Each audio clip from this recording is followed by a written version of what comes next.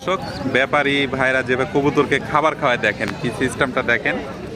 এই যে কাক মুখের মধ্যে দিয়ে দিল, দেওয়ার পরে যে রাইস আছে চাউল আর কি এটা দিয়ে দিল, যে পানি দিবে, এই যে চলে গেল এই যে দর্শক চলে গেল। আরেকটা খাওয়ান।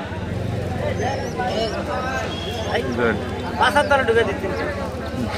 এই যে আগে আচ্ছা এটা স্লো করে আস্তে, এই যে কাক মুখের মধ্যে দিয়ে দিয়েছে, দেওয়ার পরে চাউলটা কাকের ভিতরে দিয়ে দিল না, এই যে চলে গেল। দেখেন কবুতরকে কিভাবে খাওয়ায় দেখেন। এভাবে খাওয়ান নাকি কবুতরকে? কত বছর থেকে ব্যবসা করেন?